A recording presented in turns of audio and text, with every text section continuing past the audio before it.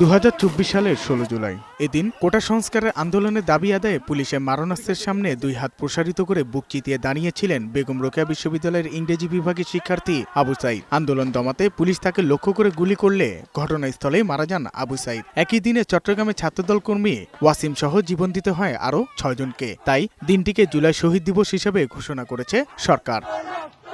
বুধবার সকালে শহীদ আবু সাইদের প্রথম মৃত্যুবার্ষিকীতে কবর জিয়ারত করেছেন জেলা প্রশাসক, পুলিশ সুপার, বেগম রোকেয়া বিশ্ববিদ্যালয়ের উপাচার্য, বিভিন্ন রাজনৈতিক দলের নেতা ও সর্বস্তরের মানুষ।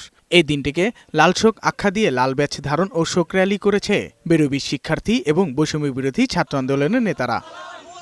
রংপুরে আবু সাইদের তরুণ ও মিউজিয়াম এবং স্মৃতিস্তম্ভের ভিত্তিপ্রস্তর স্থাপন করেছেন আবু সাইদের বাবা মকবুল হোসেন। এরপর স্বাধীনতা স্মারক মাঠে আবু সাইদের মৃত্যুবার্ষিকী উপলক্ষে আলোচনা সভায় বক্তব্য রাখেন উপদেষ্টারা। বলেন, জুলাই শহীদদের হত্যাকারীদের বিচার করবে এই সরকার। সরকার যেন নির্দিষ্টভাবে অপরাধীকে আইনের আওতায় নিয়ে আসে, যেন তার বিচার করে।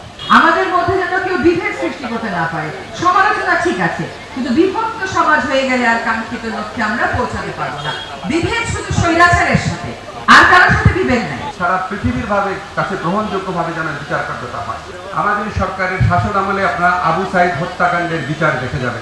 এদিকে আন্দোলনে চট্টগ্রামে ছাত্রদল কর্মী শহীদ ওয়াসিমের পরিবারের সঙ্গে দেখা করেন ছাত্রদলের কেন্দ্রীয় নেতারা। তারপর শহীদ ওয়াসিমের কবর জিয়ারত করেন ছাত্রদলের সাধারণ সম্পাদক নাসিরউদ্দিন নাসির সহ অন্যান্য নেতারা। শ্রদ্ধা নিবেদন শেষে ছাত্রদলের সাধারণ সম্পাদক বলেন যে বৈষম্যহীন সমাজ প্রতিষ্ঠার জন্য ওয়াসিম জীবন দিয়েছেন, সে বৈষম্য এখনো রয়েছে। শহীদ ওয়াসিম আকরামকে দলীয় দৃষ্টিকোণ থেকে দেখার যে প্রবণতা, এটি আমাদেরকে মনে করিয়ে দেয় যে বৈষম্যহীন সমাজ প্রতিষ্ঠার জন্য শহীদ ওয়াসিম আকরাম নিজের জীবন দিয়েছেন, সেই বৈষম্যটি আজকেও সমাজ ব্যবস্থায় আসলে রয়ে গিয়েছে। এটি অত্যন্ত দুর্ভাগ্যজনক এবং এটি অত্যন্ত মর্মান্তিক আমাদের জন্য।